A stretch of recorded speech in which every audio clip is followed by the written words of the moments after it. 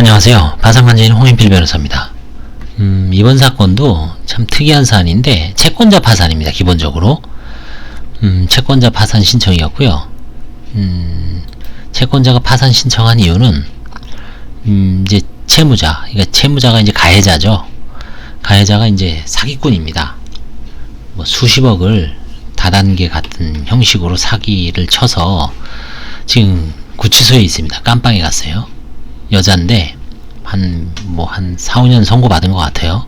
교도소에 있는데 돈을 끌어모으는 과정에서 자기는 지금 피해 변제를 한 푼도 못 받았는데 일부 피해자한테 아마 변제를 하거나 형사 합의를 했습니다. 그래서 그 부분을 이제 어떤 변호사님이 착안을 해서 이거는 그 형사 합의한 거하고 이제 일부 변제한 거를 사행이라고 보고 아니면 편파행위로 보고 특히 이제 그 형사 합의한 부분 그 부분에 대해서 이제 문제 제기를 한 겁니다. 네, 한번 볼까요? 그래서 이제 계속 속행이 됐죠. 이것도 몇 회 하다가 이제 종결됐는데 채무액은 엄청나죠. 여기 25억, 거의 한 26억, 27억 정도 됩니다. 채권자는 27명이에요. 30명 되고요. 채무자는 그 당시 아마 이거는 이제 판사님이 파산 신문 채무자를 이제 채권자를 신문해서 파산 선고를 할지 말지를 결정하는데도 한 6개월 이상 걸렸을 거예요. 근데 결국은 이제 그 구치소에다 사실조회하고 재산조회하고 해서 아무것도 없다. 영치금 외에는 재산이 없다는 게 밝혀져서 그리고 파산 상태죠. 그래서 어쩔 수 없이 파산 선고를 했습니다. 하고 나서 이제 관제인이 부인 청구 여부를 검토를 했죠. 이걸 읽어보면 대략 스토리가 이해가 될 거예요. 이 사건은 채권자 파산 신청으로 채무자는 현재까지 별도로 면책 신청을 하지 않고 연락 방법도 없습니다. 연락도 안 돼요. 면책 신청을 안 하고 채권자 파산 절차만 진행한 겁니다. 채권자, 그러니까 변호사는 채권자의 변호사가 부인권 행사를 요청했습니다. 채무자는 사기죄의 가해자로 그러니까 피해자가 채권자죠. 약 27명이고 피해액수는 약 27억 원입니다.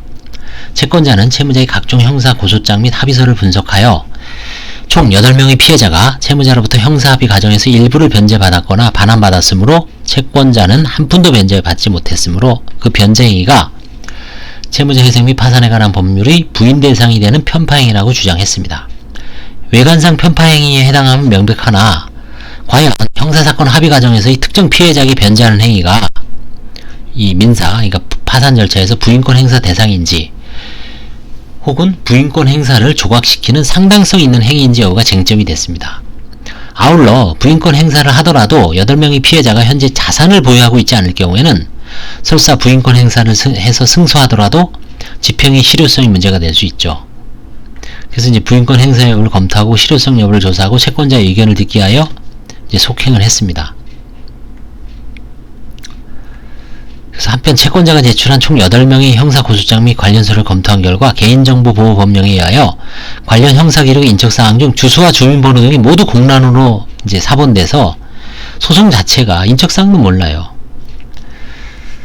결국 이제 한 1년 정도를 이렇게 해서 이제 채권자 변호사님한테 이 인적사항 같은 거를 사실조회를 요청을 했지만 잘 안 나오고 결국은 일부는 나왔지만 이제 재산조회를 했어요. 제가 했지만 뭐 진짜 아무것도 없는 사람들이 대부분이라서 결국은 이제 포기하고 말았습니다. 그리고 이제 설사 재산이 있다 하더라도 제가 보기에는 부인권 행사를 조각시키는 상당성 있는 행위가 아닐까 싶어서 결국은 뭐 큰 의미는 없는 사건이 됐지만 하나의 어떤 이런 사건도 있구나.